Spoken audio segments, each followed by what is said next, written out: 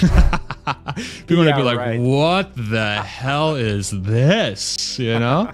That's the power of Cybertruck. And I think this is where so many people are missing the boat on this vehicle, is like, you wanna get eyes on your product, on your company, just ship the Cybertruck to a place. And I think a lot of people miss this that don't follow the company closely.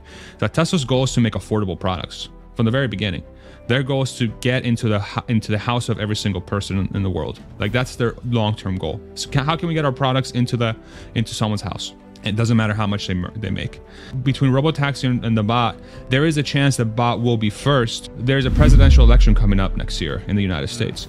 And the last thing Biden wants, or whoever's running for the Democratic Party, is that the last thing they want is to go into a presidential election with an economy that's on the downtrend. Then we go into like mega stimulus. It's like we're just throwing money around like maniacs. That the net monthly payment for the customer is really the thing that dictates how successful an affordable car really is going to be. So even in that example you use for the Tesla Model 3, in some states you can get it down for like 28 or even 25. You still have to pay a monthly payment, or you have to pay cash for the car.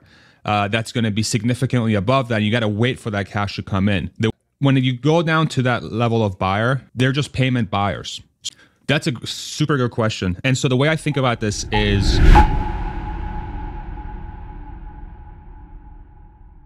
welcome everyone. How is it going? Back on the channel with hopefully a familiar face to a lot of you. And of course, it's been a minute since I've had Farzad on. How is it going, my friend? It's going great. Thank you so much for having me back. I always love talking with you, man. And I'm excited to get into it, bro. Let's do it. Well, there's so much to chew on. But first, I want us to just say it's been 3 or 4 months now since we've, I think, last spoken.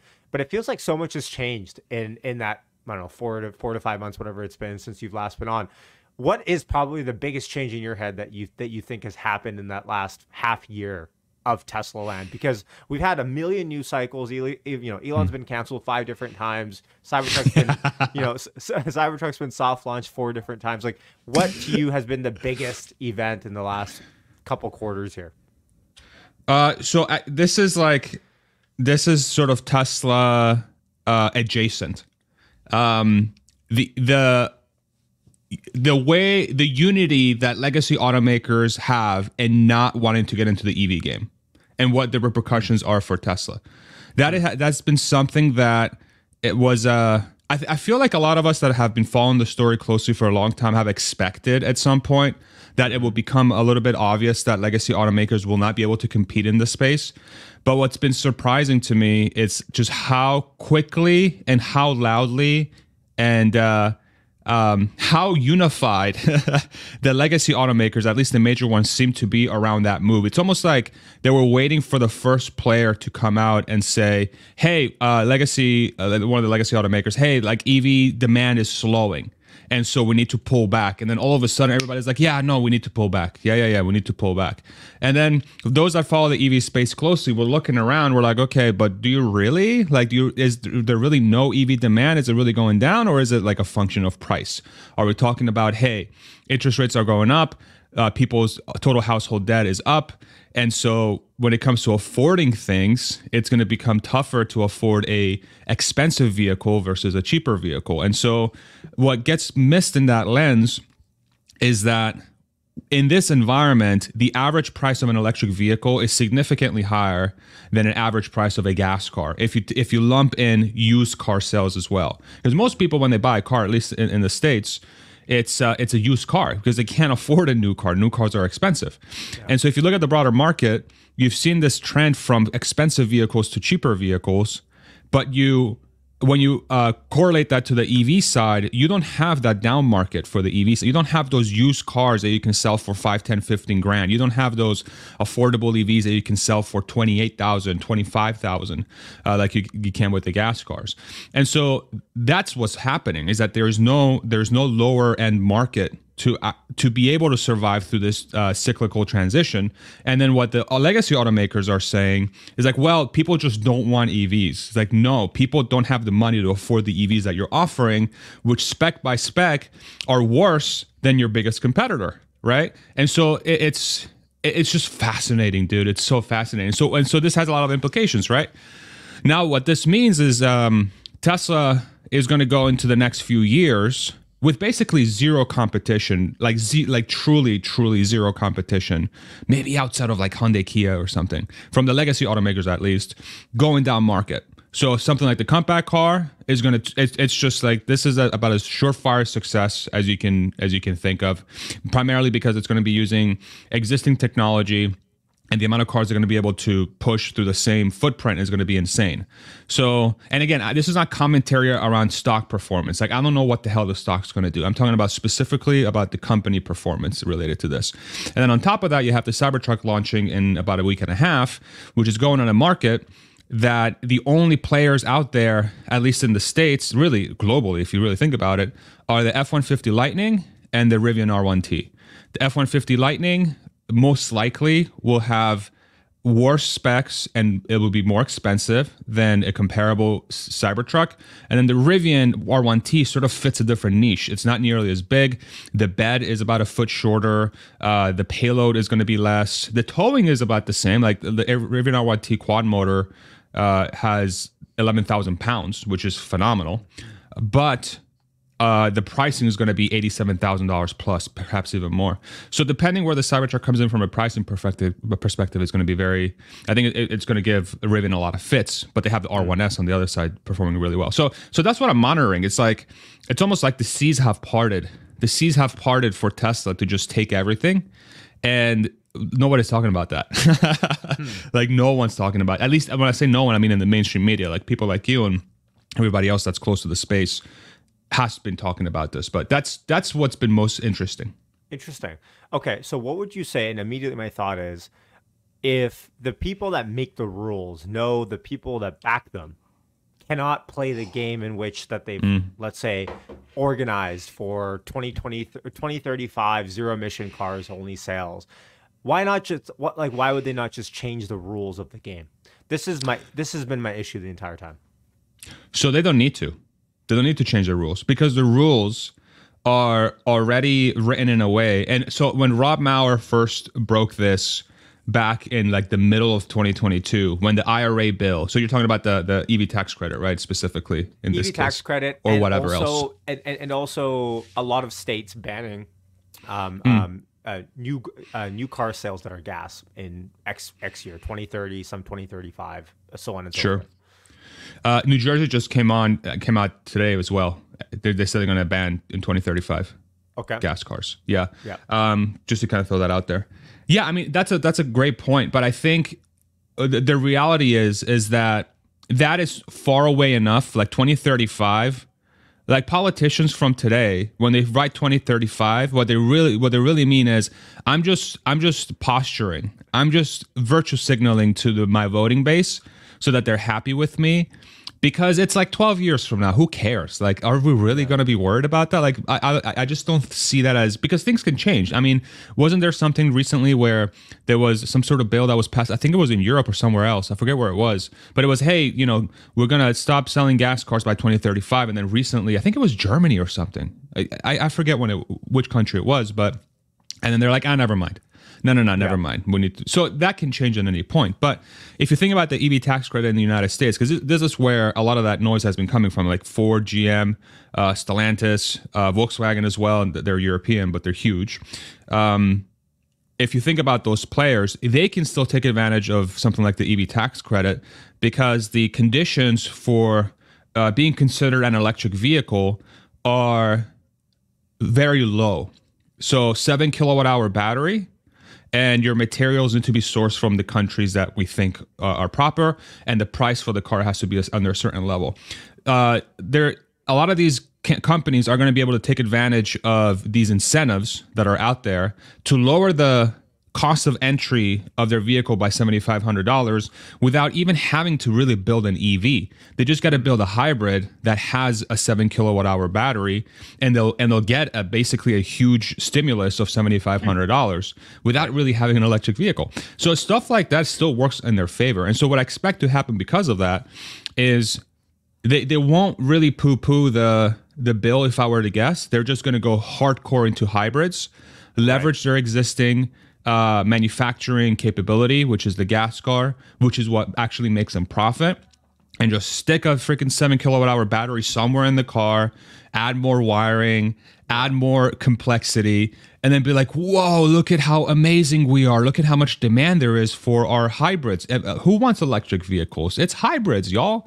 Exactly. And then what's going to end up happening over time is Tesla's going to come out with their $25,000 pure electric vehicle that's going to be way less complex. It's going to be super easy to maintain, basically no maintenance, if I were to guess. It's going to be extremely cheap to run, and it's going to have more than enough range for most people's use cases. And then you're going to have a $25,000 EV versus a $35,000 hybrid. And then you're going to be like, oh, when did gas cars become more expensive than electric vehicles? That's where we're going. That's the trend. So first of all, I just want to say I like the way that you think about this, which is a free market perspective as to consumers should not be pushed to do X, Y, or Z. At the end of the day, the free market should dictate where the market goes. And so yes. in that respect, I guess that makes sense, and that kind of gives way to my argument. Now, actually, it's funny. I had a note here to even talk about this, but and I guess it's a good segue. Is the compact even needed? I'm looking at the configurator. The Model 3 in some states after tax rebates and gas savings, if you want to call it, it's like down to like 28,000 or even lower than that in some states. What are we doing when we say, okay, at this point, the 25 is needed? Is it 25? Is it like, are you looking at 25 and then rebates off? Are you looking at 25, the compact just being an entirely different use case of model? Like, what can Tesla do? What can Tesla not do with the Model 3 that the compact is going to fit in the need of, let's say, for now? That's a super good question. And so the way I think about this is that the net monthly payment for the customer is really the thing that dictates how successful an affordable car really is going to be. So even in that example you used for the Tesla Model 3, in some states you can get it down for to 28 or even 25. I think the $7,500 tax credit plus I think $5,000 in Colorado, that's $12,500. So you get basically a $38,000 Model 3 rear-wheel drive down to basically $25,000. But you still have to pay a monthly payment, or you have to pay cash for the car. That's going to be significantly above that. You got to wait for that cash to come in. The way most car buyers work, and this I've learned this through talking to a lot of just people that are in the car industry, like just regular dealerships. People from CarEdge, as an example, is one of the main resources that I use to kind of get my head wrapped around that. Is that when you go down to that level of buyer, not that there's anything wrong with it, but they're just payment buyers. So they're not really worried about, they're not doing the math that says, if I make this investment or if I pay this much upfront, it's going to save me this much over 5 years. They're saying, okay, I have $3,000 in my bank account. I got $100,000 in debt. I got 2 kids. I got to go to work tomorrow, and I only have a budget for $300, $400 a month. What is the best thing I can get for $300, $400, $500 a month? And that's how people shop. So when you lower the price of a car to say starting at $25,000, and if you layer on top of that the EV tax credit, which you're going to be able to take at point of sale starting next year, then you have a monthly payment on a car that is electric, which has very little to almost no fuel costs at that point, and basically no maintenance. You look at your total monthly payment, you're like, holy crap, I can get in a Tesla that's going to drive way better than any Corolla or Kia Soul or anything in its class by far, because it's an electric drivetrain. It's going to have better driving dynamics because the weight is low. It's going to have way better safety, way better technology, and I can pay the same monthly payment as a Corolla. Sign me the frick up. Right. And so that's the equation that that Tesla is going to go after. And Elon Musk has been very open about this. He said what really matters is the monthly payment here. Like, the monthly payment is what matters. We got to get the monthly payment down. And that's why, is most people, that's how they shop for a car. That's how they shop for a car. So that's where the compact is very, very much needed. And the form factor itself maybe is not that important. I think that there is, there might be a thing that says, well, if you make it too small, people are not going to want to use it. But in reality, there is 200 million adults in the United States, like 180 million adults. And I'm willing to bet most of them can't afford anything above $30,000 or $35,000 as a new car. They're looking for that monthly payment. So if you get them low enough, they'll be able to get into a car that's way better than whatever's out there and actually be happy and be able to live their lives. But here's what you're missing. The Model Y is like the Prius now. The Rivian is the new thing in town. Oh yeah, sure. No, you're right. Ross is right. Yeah. No, you're 100% right. Okay, we can move on. So actually, what? Okay, so augmenting that into Cybertruck. Okay, and next week you're gonna go to the Cybertruck event. Yes, sir. With Cindy, and hopefully you're gonna meet the community there. Maybe Hans can get a ticket if anyone's watching. Yeah. If anyone's watching and they have a plus one, Hans C. Nelson on Twitter, hook him up. Or X. Jeez. Can I vouch. said Twitter. Dude, Wow. I say it all the time. Okay, Cybertruck. Here's where I'm worried about Cybertruck. All right, we don't have specs. We don't have pricing even yet. We're like what? We have some specs. Fine. We don't have pricing yet. And it sounds like the rumor in town is, let me know what you've heard, is that they're going to just deliver 5 or 10 or 20 of these Cybertrucks. It's really going to be a nominal amount. Now, the issue is that smells like this Tesla Semi event where we really didn't get much info off of Tesla, off of it wasn't like a hard launch. It wasn't like the Model Y or the Model 3, it was like, okay, here's kind of 5 or 10. Let's take our photo session. Let's do our photo op and let's kind of move on. And who knows when the actual scale of this will start to happen. Elon says 2024. Where's your head at around that and looking at Cybertruck is this just a celebratory soft launch and we're still going to have to probably hold our breath for another 6 months for a consistent flow of these to come out? No, I mean, I do think the ramp's going to be slow. Like, don't get me wrong. It is going to be slow. The one, there's multiple things there. So if Tesla were to withhold specs, I think that's going to be it's not going to be a good experience for the shopper, because if you compare it to the Semi, Tesla's relationship is with a giant corporation where they can sign NDAs to the moon and be like, yo, do not at all say anything about the Semi until we get maybe to the next iteration, right? With the Cybertruck, it's just going to dudes. It's just like, I know one of the ones that's going to be taking one of the first deliveries. Oh, really? So yeah, so it's going to be one of the guys local, and he's one of the ones taking delivery. And I'm gonna try to steal his Cybertruck for a little bit when he gets his, to do some content. But he's taking delivery, and he's just a dude.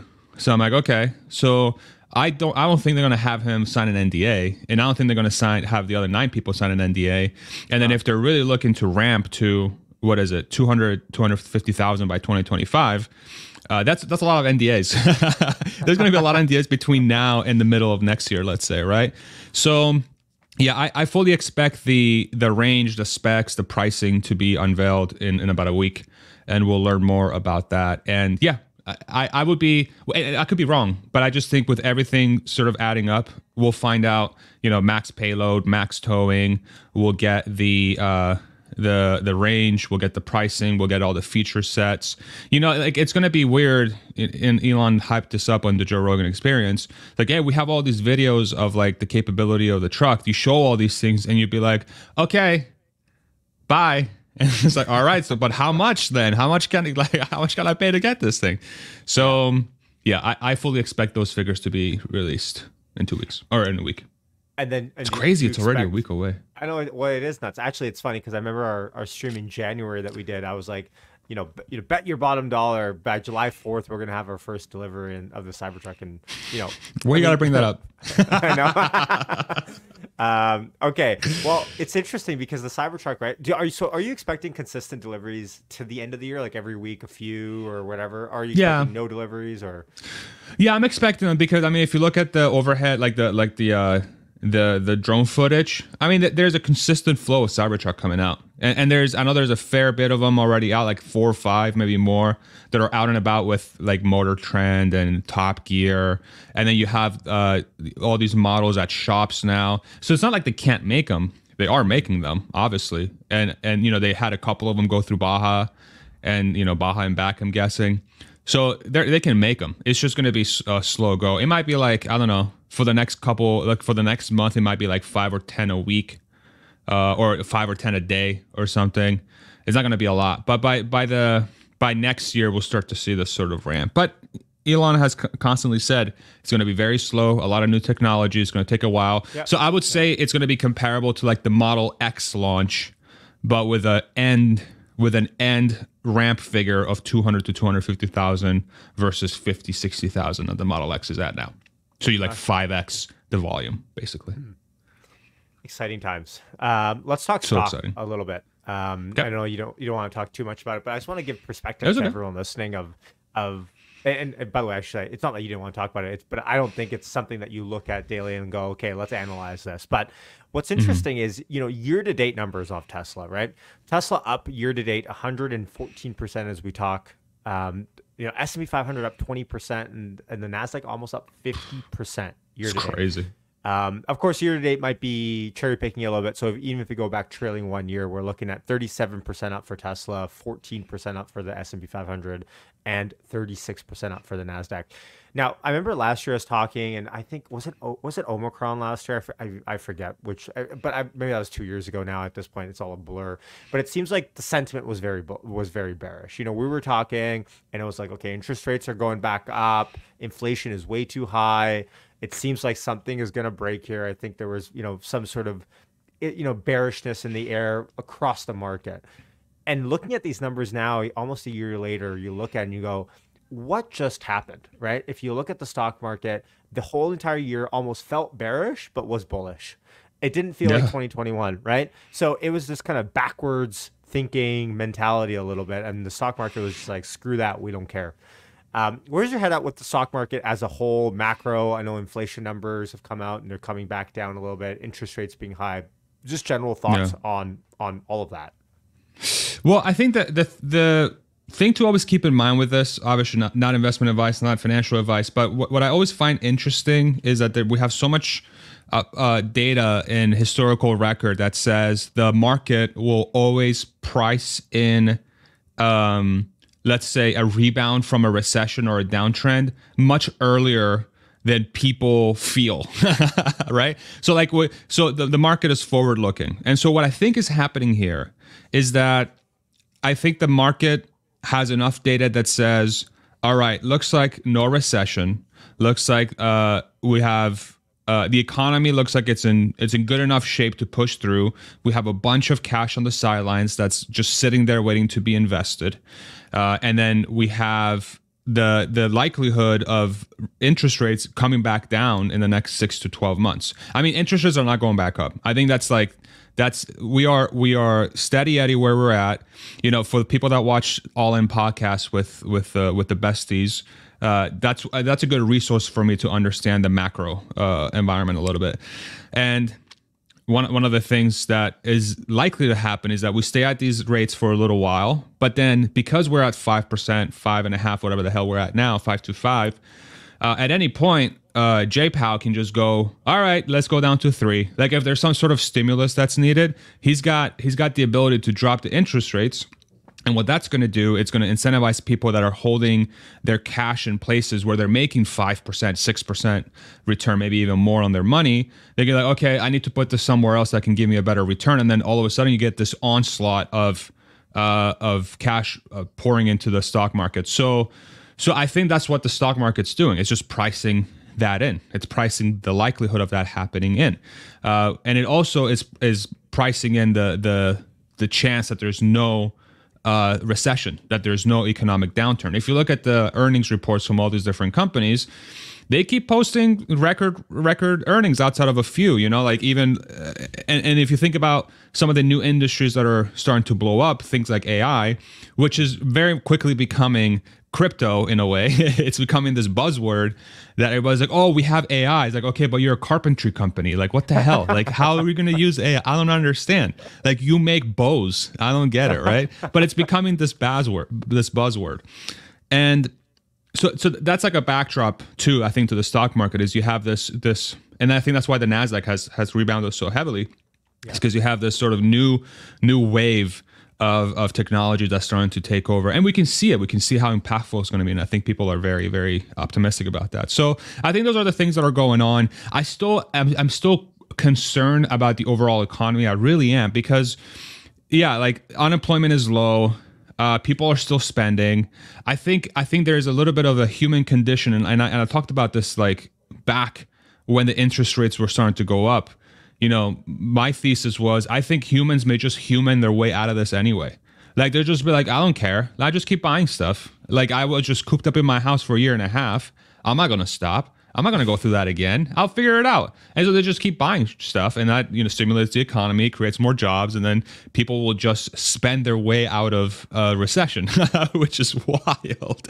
But I think that's what's happening in a way. Look at record credit card debt and all this stuff. So I don't know, man. It's just a weird. This has to break at some point, and I think it will break. At least unless we have such a revolution when it comes to our industry and our economy. Like if AI truly brings the change that we think it can change in the short term, then maybe we're okay yeah, exactly. Or even in the medium term. Like I think we can spend our way out of this. Like they have the levers to stimulate, like they'll lower interest rates. They can lower interest rates and stimulate the economy. Just go into more debt. Just keep going. The freaking government doesn't have any problems printing money like nothing. So just print more money. So like we have levers to stimulate the economy, but I think at some point it will break. It will break for sure. So do you think we're headed for a recession within the next year and a half, let's say? Yashu, I have no idea what to think, dude. It's so weird. I want you to be wrong on camera. So just make a prediction. All right, here we go. Let's see. Are we going to have a recession in the next year and a half? So no. By the way, I don't think so.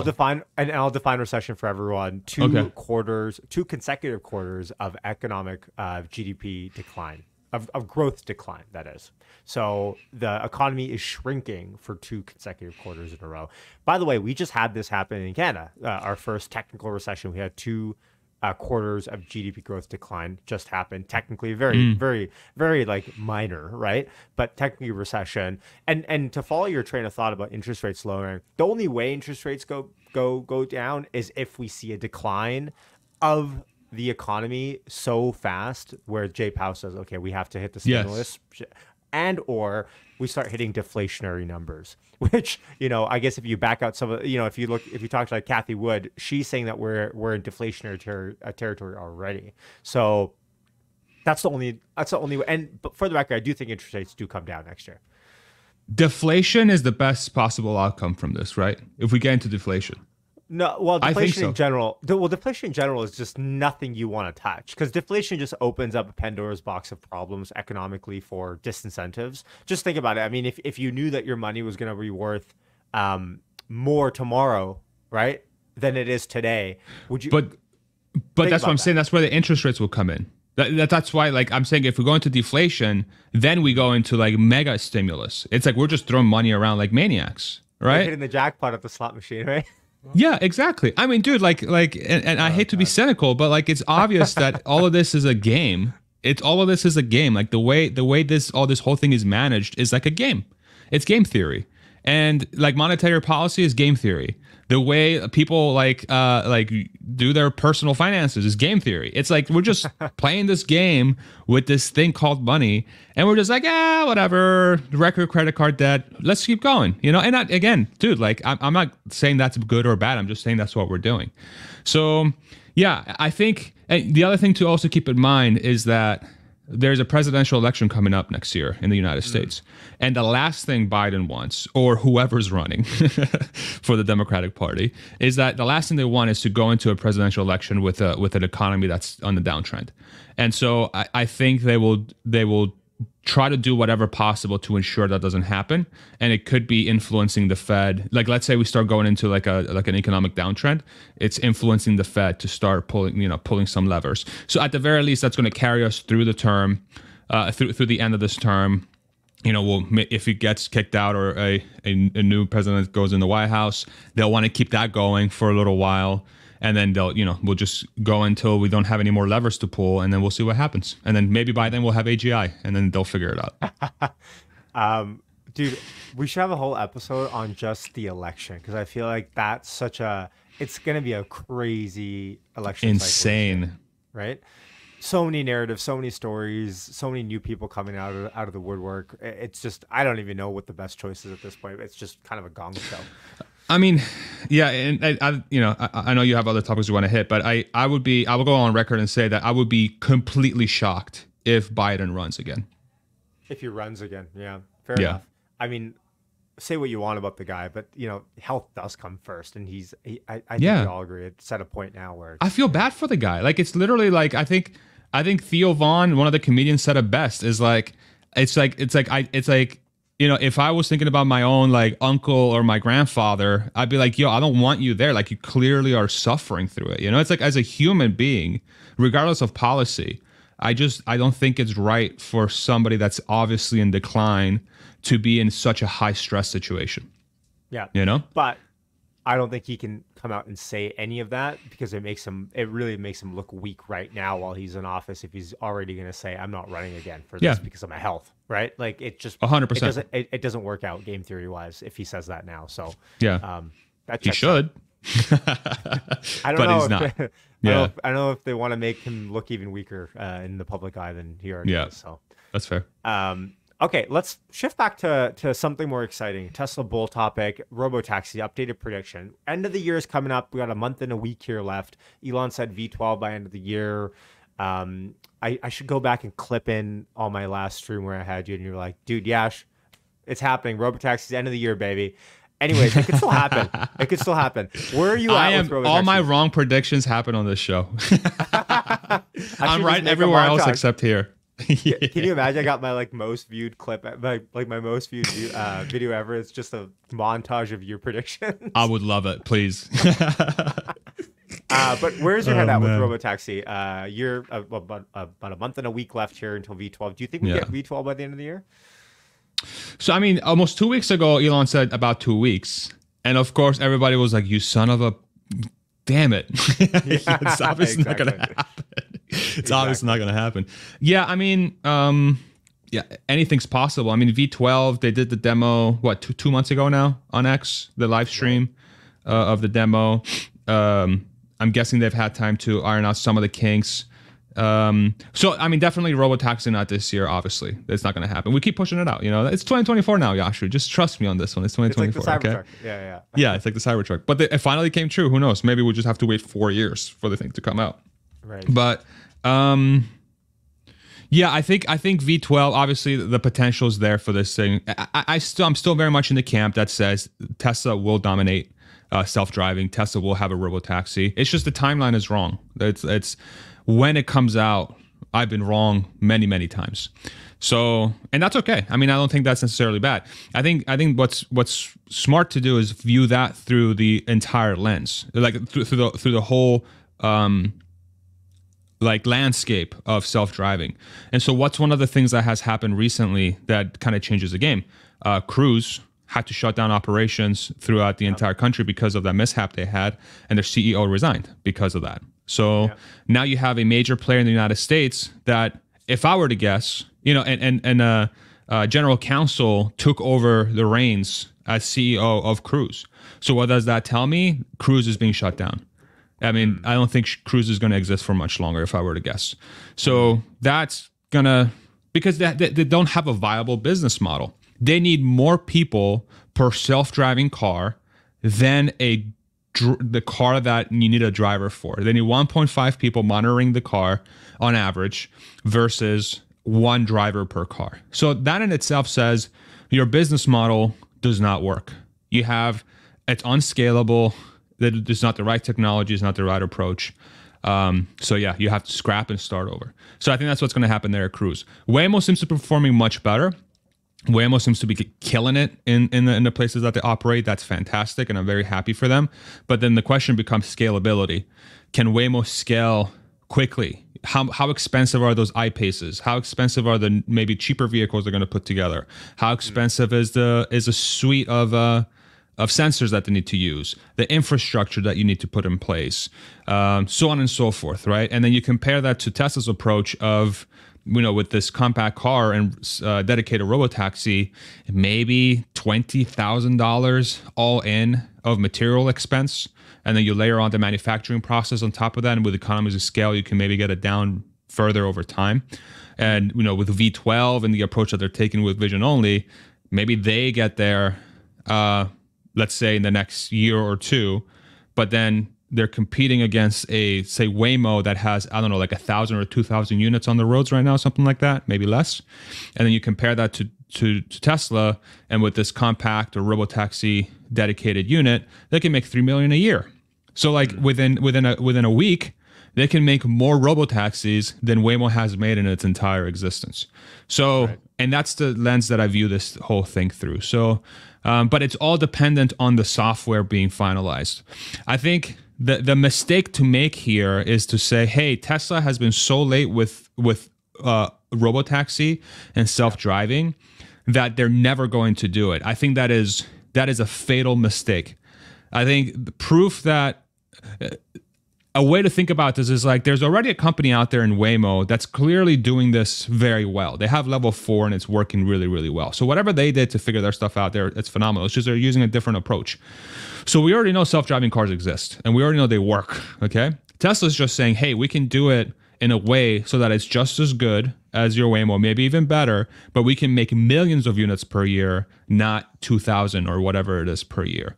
And so I trust a company that is very good at manufacturing and very good at engineering. And they've shown time and time again that they can figure this stuff out, and they're always late, but they can figure it out. I'm willing to put my money on that company to get there. And the timing of it doesn't really matter in the long term because they can make millions of units per year versus everybody else's single unit thousands. And obviously, Tesla having the more general solution versus the narrow geofence solution as well. Scale. Right. Yeah. So, I mean, and by the way, I want to get your thoughts on this amazing graph that I saw on X. I love this graph. So this is, for anyone listening and not watching, this is it's a graph with execution on the y-axis, strategy on the right, and Waymo, Mobileye, Baidu, and Cruise are the leaders on this graph as a Business Insider, and Tesla is one of the last ranked autonomous companies in the world. What are your thoughts on this when you see this? I mean, this thing is a joke, right? I mean, and look, who published this? Hold on. Oh, there we go. There it is. You shall not be. So we have like a beautiful combination of Gordon Johnson and Business Insider, you know? So it's like the perfect combination of people, truth tellers when it comes to Tesla. Yeah, this thing is a joke. It's a lot of these researchers. I mean, you know, again, I sound very cynical, but I just, you know, it is what it is. There is a lot of these things are not impartial.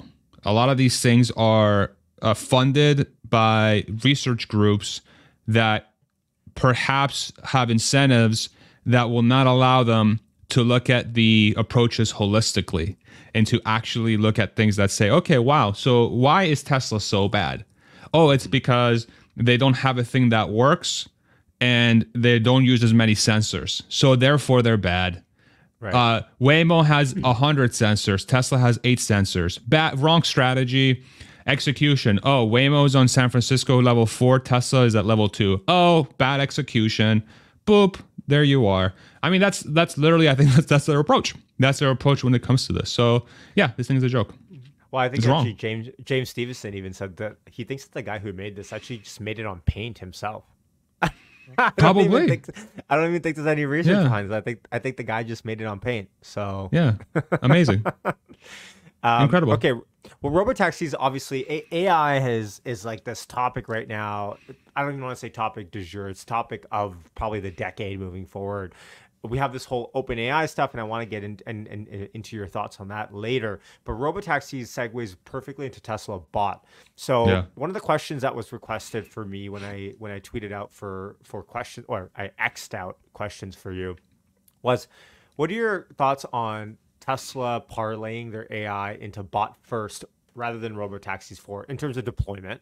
Because in theory, you could deploy a bot just as long as you have the hardware and you have the brain. You don't really need to train it on much to pick up things, walk over here, do this, do that, versus actually drive human beings in a robotaxi, albeit Tesla is close to that, let's say. But what are your thoughts on on bot coming out first? I mean, I think there's something to be said about bot being let's say, an easier thing to execute because it's not a missile, you know? Yeah. A car is a missile. It's a road missile where you're driving 60 miles per hour, 65, sometimes even 85, over here you're in Texas. Maybe you're 100, who knows? We'll fly, maybe even more, right? So under those circumstances, the smallest little mistake could kill somebody. Like legitimately, somebody could die horrific, or multiple people could die horrific deaths, right? So the safety profile of the car is significantly more difficult to overcome. With a bot, it's not nearly as let's say as impactful from that perspective, because the worst case scenario, if we just think through it, and again, these are serious considerations that we have to take into account. But one of the bad things that could happen with the bot is it loses control, it falls over, it falls on a small child, and then the small child dies. Like that's horrific. And that is a very terrible thing that we should always avoid. But you think about that problem that we need to solve versus a missile. I think the bot problem probably is a little bit easier, if I were to guess, but I'm not an expert in this stuff, just conceptually speaking.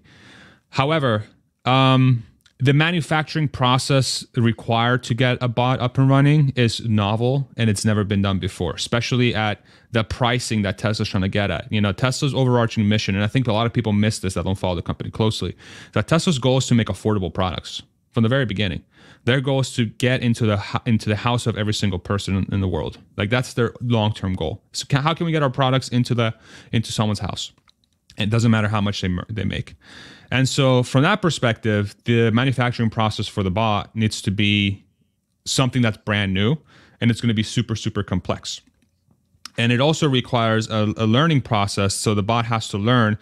Elon Musk said that it just learns by just looking. By just watching. You give a video of a person, picking up a thing, and then the bot learns how to do that as well.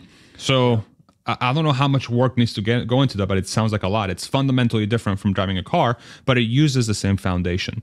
So when you think about all those things, it depends on the use case, right? So there could be a situation where maybe for testing, Tesla makes 100 bots, maybe not with the finalized manufacturing process. They make 100 bots that they sell to, I don't know, a company that wants to use them for surveillance.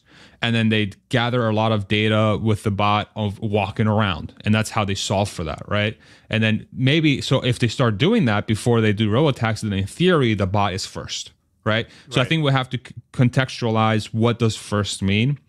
But I do agree that to be first, like between Robotaxi and the bot, there is a chance the bot will be first, but it'll be in such narrow use cases that it's like, okay, cool, like it's doing that, but like it doesn't have the profound effect perhaps that Robotaxi will, or maybe it will. I don't know, maybe it will. Having a surveillance system in your factory, you only need 2 bots, say $50,000, $100,000, instead of like outfitting your entire freaking building with cameras everywhere. You just have this guy that's roaming around, or this bot that's roaming around. In theory, that's a game-changing thing for the economy, plus whatever other things you can layer on from a technology perspective for the bot. So is not a leading indicator then that Tesla thinks they're close to launching one of these bots internally, even at a small scale, 1 or 2 or 10 or whatever of them, is that if Tesla is outfitting some of their employees with like head cameras, 360 head cameras or something, is that not probably like a lead? And I guess we would never know that unless it's explicitly was leaked or something.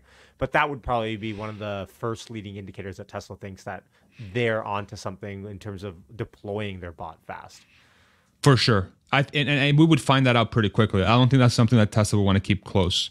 I think the second a bot is being helpful in the factory, or let's say at the service center, or at a warehouse. I mean, you think about the different use cases for the bot. I mean, freaking picking up a box and moving it from point A to point B is a ridiculously valuable job in the world of manufacturing and supply chain. I mean, it's like that's literally all manufacturing and supply chain is moving stuff from one point to the other.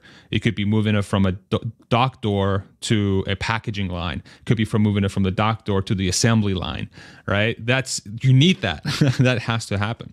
So it could be as early as next year. I don't know, man. I think it's a very interesting thing to talk about, because if that were to happen, I think the follow-up question becomes, how will the market treat that?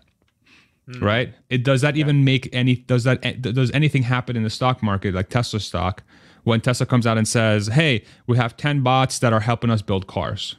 Right.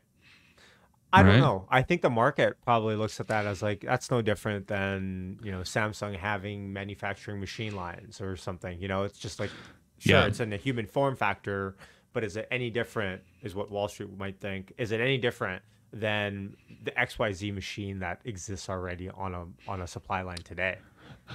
Yeah, I think what will happen is they'll be like, okay, cool, show it in the margin. Mm. That's what's going to Mm. happen. It's like, okay, great. Let's see it in the margin. Let's see the margin go up. So like let's say margins go from 18 today to 25 in the next Mm. year and a half. And they're like, yeah, we did that with zero revamp to the manufacturing line. It was just adding bots to the process. They'd be like, okay, $10 trillion market cap. Well, it is. You know? Well, I mean, it is the brain aspect of it, right? Because if as soon as you Yeah. put that, as soon as you put the kind of machine learning aspect, the kind of brain aspect to it, then the possibilities are really endless, right? Of what this thing could do. Yes, sir. But it's a good point about the margin because at the end of the day, that's what Tesla will be valued on long term is how much money they can print, right?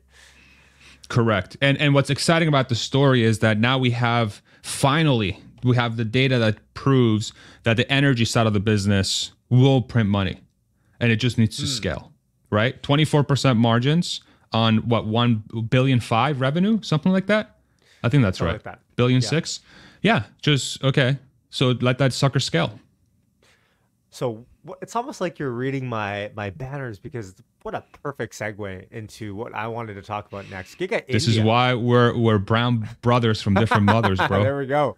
So news, in case anyone hasn't heard and you've been living under a rock, India apparently is closing in on an agreement with Tesla that would allow it to ship its EVs to its country for next year and set up a factory within the next 2 years. This is from Sawyer Merritt via Bloomberg. Now, okay, general thoughts around this first, and then I want to deep dive into specifics after. Yeah, exciting. I mean, it's been something that's been rumored for a long time. When the Prime Minister of India or President, what's the proper term? Prime Minister. Prime Minister. When he came to what's his name? Oh, Modi, right? Modi, yeah. Yeah, Modi. When he came to the States, he met with Elon, and then Elon. I remember there was a clip of him sort of walking out of the meeting, and then somebody was like, somebody asked him a question like, by next year you'll hear something or other. So there is this has been in the works for a while. This is great. I mean, the positive thing about this is that Tesla will start having a presence if this is true and it goes through, and both people come to an agreement, both entities, then Tesla will start having a presence starting next year by importing vehicles into Tesla. And that's going to create, I think, imagine if the first car they send there is a Cybertruck. People are going to be like, right. what the hell is this? My God. And I think that's the power of Cybertruck. And I think this is where so many people are missing the boat on this vehicle is like, you want to get eyes on your product, on your company, just ship the Cybertruck to a place. And just people will be like, what the hell is that, right? Yeah. So, but I think it's very positive. And I think what that signals is that, hey, Tesla's getting into an emerging market, truly. India's killing it. They just became the most populous country in the world. And they also have an economy that's booming.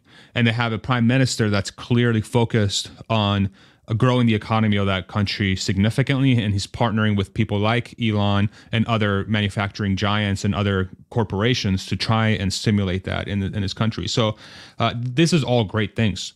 So what this points to is that Tesla is truly beginning to enter its phase of becoming a true mass market, undeniable force when it comes to industry and creating products and generating income and generating cash. It's almost like, you remember when Apple transitioned from like niche, really cool product to like a giant cash cow, and people are like, how the hell do you have $200 billion of cash on your balance sheet? That's insane.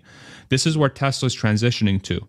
And the only way they can get to that level of, let's say, success is by entering all these markets where people are and where money is that hasn't been tapped yet. And countries like India are a perfect example of that. So I think that's just another reinforcement that says compact cars coming, obviously. Compact car is going to be super successful in that market. And what if they keep going downstream or down market, they'll find even better success in countries like India. There's a lot of affluent places in India, but it's no secret that the average GDP per capita for the country is significantly lower than that of, say, the United States. But that's opportunity. That's opportunity for a company like Tesla. And then you have the solar, right? You have the battery. India is a sun-rich country with the needs of, vastly improving its grid, just like the United States. And so that's way another worse. place. Way worse. Way worse. Sure. Yes. So it's all opportunity. It's all opportunity, and actually, I'll just go on and read this. Tesla would reportedly commit an initial minimum investment of a plant of $2 billion and would look to increase purchasing auto parts from the nation as much as $15 billion. Tesla would also seek out to make some batteries in India to bring down costs. A factory is being considered in Gujarat, Maharashtra, and Tamil Nadu. So what's interesting, and the announcement could come in January. Now, I'll be the first one. I was very cynical of this even coming close to where we're seeing it today, just because I think India very much is protectionist in their economy, and they're more or less all talk when it comes to Tesla, and they have been. I mean, people can't even get deliveries yet in the country. So for me, I was like, it's not going to happen. It sounds like it's going to happen probably at this point. The few big key takeaways I have from this is that it's no surprise to me that India is now bringing in companies like Apple, and Apple has a huge presence or growing presence in India amidst what we've seen post-Ukraine invasion. What Russia has done with Ukraine, everyone fears China might do with Taiwan. And actually, Elon has said pretty much that it's no secret China is going to one day want to take over Taiwan all over again. So I look at this as almost like a geopolitical balancing act. The people, and rightfully so, can often come and scream from the rooftops that Tesla has too much invested in China. It's too risky, and geopolitically, anything can happen, and within a second, Tesla's margin is gone, cash flow is gone, because China really contributes to a majority of that. Of course, Berlin helps, Texas helps, huge factories that eventually are going to ramp up to that point. But I look at India as almost like a next door neighbor that gives you leverage, because China and India are always kind of competing with each other for bids and get companies in. And China, of course, way more on the manufacturing front. India historically has been very much on the software and services front, IT infrastructure, helping people with, tech support, that sort of stuff. It's mostly been service oriented, not really manufacturing other than textiles, I think, right? So this shift that we're seeing from India, I think, is really good for the geopolitical balance of Tesla. And I think China is looking at this and going, what the hell? Are you serious? Like, China's not happy about this, because China would much rather have Tesla expand within China. So I think it's quite good, and it's a prudent move moving forward, because India can give you a lot of the same export benefits that China can give you as well, right? So I'm not convinced on costs, because I'm not convinced on human capital being as high in terms of quality, and I don't mean of people, but like just of manufacturing yet in India. But that's not to say Tesla can't be the one that, and with the bot and with processes, that Tesla really doesn't need much in terms of human capital to get this rolling. So, I mean, those are my thoughts. Dude, I mean, that's such a brilliant point, and I 100% agree with you. I think that's a great observation. So, how familiar are you with the culture of India? When I was 10, I stayed there for an entire summer for 2 months. So I have some contacts, and then I've been back for 1 week in 2016. So other than that, I don't have much, but of course, being of Indian descent, I'm quite familiar, I would say. Okay. Do you think there is a hunger for manufacturing in that country? I can't say. I don't think I'm qualified enough to comment on the hunger for manufacturing. Come on, bro, you're Indian. You're supposed to know everything about your country. Come on. But you know what? I mean, but to be fair, a lot of the states that are being considered here, I don't have much context in. So Tamil Nadu, very far down south, right? So I don't actually know. I'll just leave it at that. I don't know. Okay. Yeah, but I think your point around sort of like diversifying basically just ensuring that you're not overly reliant on China for that region is such a great point. And I mean, it's not like Tesla's not going to expand in China. I think they've very openly said that they're more than willing to expand in China. It's just like they're expanding so much that they also have to expand in India, you know? And how crazy is it that Tesla's going to be able to do this without having to raise cash, right? Like they're going through this without having, it's like that whole thing gets missed in this market. It's like, do you guys realize what's happening? Like this company is just, its tendrils are starting to go everywhere globally. They're meeting with all these world leaders.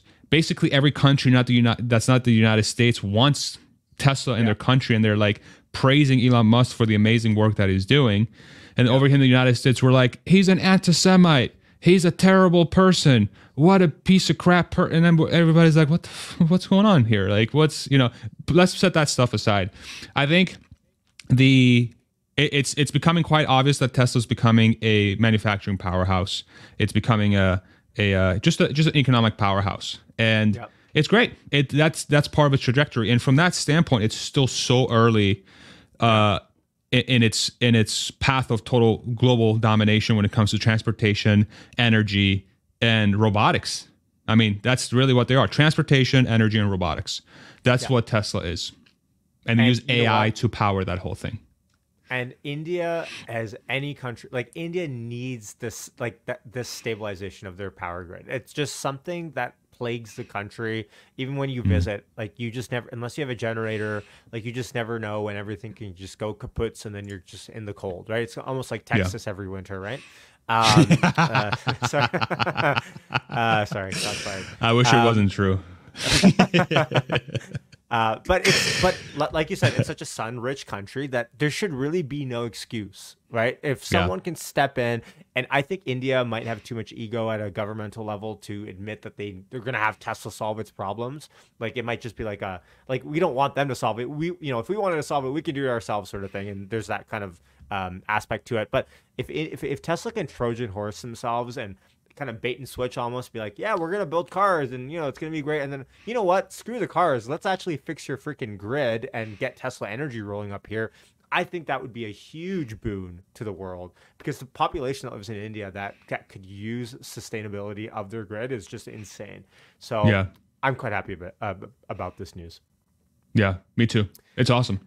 That's great, and completely under the radar. Yeah, well, I mean, you know why? So one leading indicator of a company being really successful in the future to me is how many governmental officials, countries want really want to meet with you, right? And another leading indicator of a company being really successful in the future is how many people want to know about the damn saga that's going on at OpenAI and how invested it seemed like the entire X feed was on is Sam Altman in. Look, this is a private company, 80 billion, whatever valuation, or it's not like a $4 trillion company. But the news cycle around this, and for anyone that doesn't know, Sam Altman ousted as CEO. As of this morning, breaking news that he's officially back after this whirlwind of a saga. It seems like everyone's kind of, what's that show everyone's quoting this as? Succession? I don't watch TV, so Game of I have no Thrones? idea, but no, Succession. Game of Thrones. Yeah. Well, Both of them. Yeah. It's like, and I'll skip over kind of the backstory other than the fact that OpenAI and this debacle has been a hot mess. What are your thoughts on everything that's gone down with that so far? Yeah. Boy, where to begin? So, I mean, we all know the origin story of OpenAI, I think, right? So I think what's very interesting, so it was a complete S show. I'm not gonna curse. It was a complete, but it was fun to follow. I'm not gonna lie. This is like the Kardashians for nerds. It's just incredible. It's incredible television. It really is. And so, from that perspective, it was super entertaining. But the reason I think why this has captured so many people, especially on the sort of the tech world, and people like you and me potentially, and other people as well, is that it really highlights just how fundamentally game-changing this technology is in a way. Yeah. And that's why it has so many eyes on it. Because when ChatGPT was released, it broke the world. The world was like, what the hell? I didn't know we had this already. That was 1 year ago. That was 1 year ago. Like, it's crazy. It's wild, bro. And I use GPT all the time. I use Grok all the time. It's like it's become part of our lives. and it came from this little rinky-dink company, and that now, after Sam Altman's back and from what we're hearing from him and Microsoft, I don't know how OpenAI. It sounds like they're just straight up a subsidiary of Microsoft now. It's just Microsoft. It's not even like governance body. Oh, we have, for-profit arm, blah, blah, blah. To me, it just sounds like, okay, OpenAI just does whatever Microsoft wants. And that's it. That's what OpenAI is now. And it's clear, like if you read the CEO of Microsoft's post, if you read Sam Altman's post, all of them said wanted to make sure that Microsoft was happy basically with this decision. It's like, okay, what does that mean? Microsoft has OpenAI by the what. Like, it's just a Microsoft thing. So that any doubt that was there that said, hey, OpenAI is still independent, it's still going to operate within its own governance body. It's not just going to kowtow to people like Microsoft, like, hey, they're their own thing. And that's like, no, now it's a Microsoft product.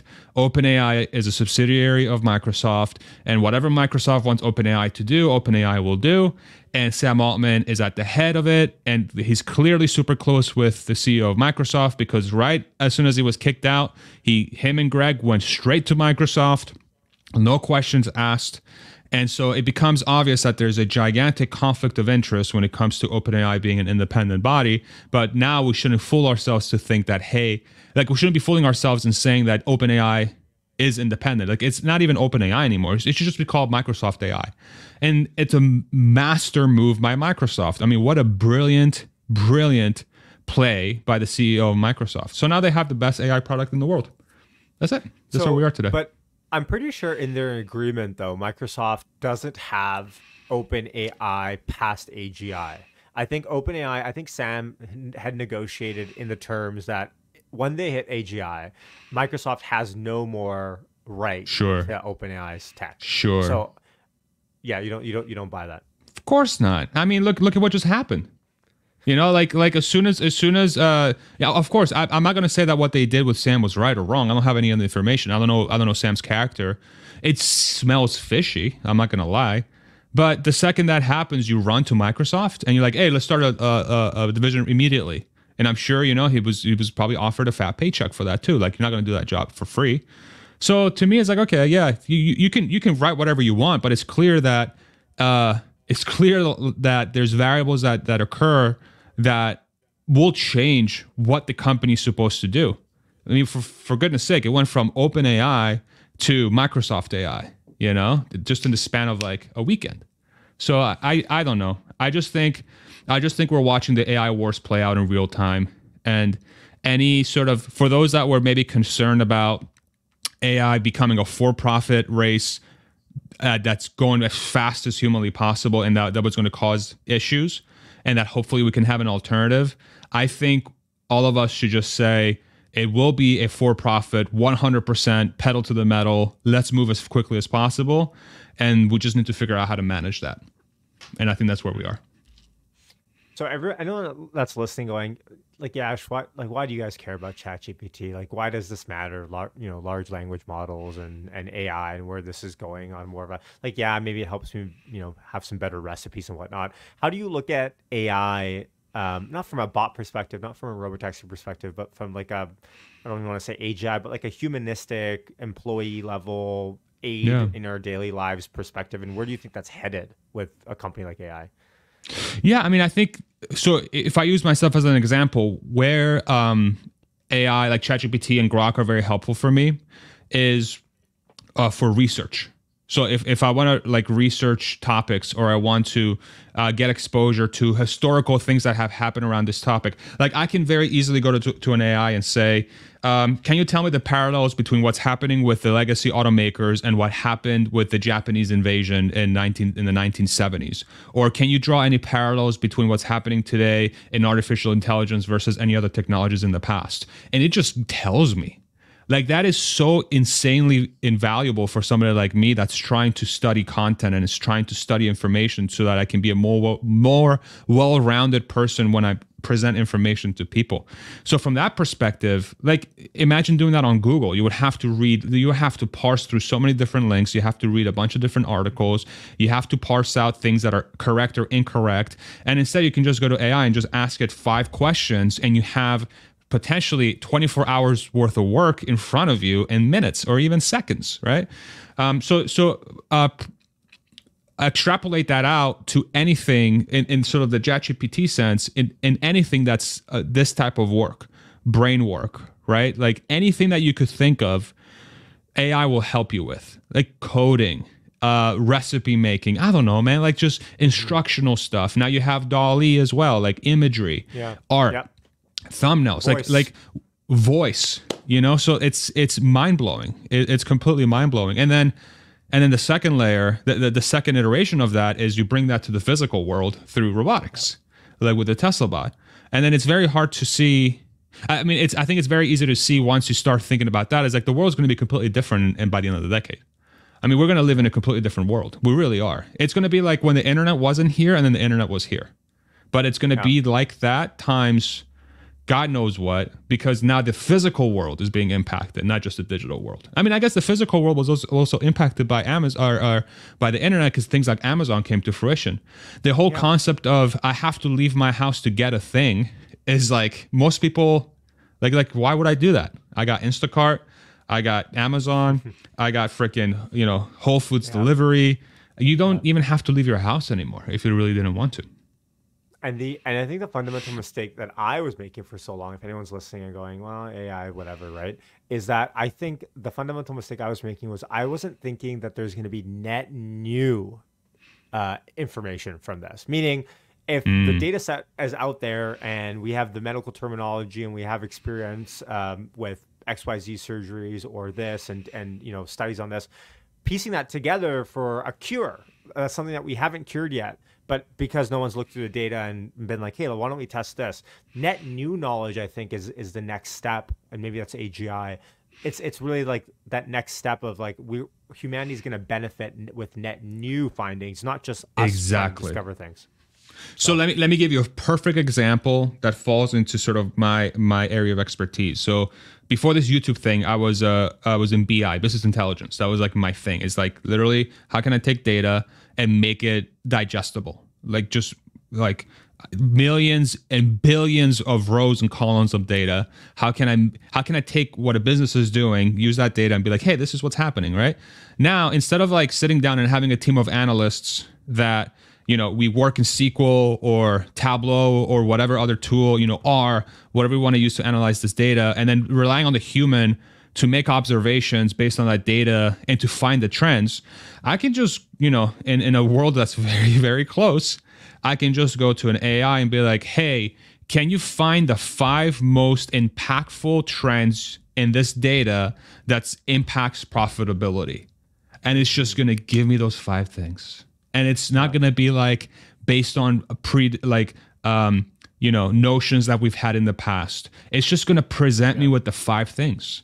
And that is so ridiculously invaluable. I couldn't even tell you. Like, people spend so much money on analysts and business intelligence groups to get the knowledge. It's literally called business intelligence, the knowledge to operate their companies in the best way possible. We're not that far away from a world where a CEO or operator is not even going to need an analytics team. They just need a software or AI that overlays their data.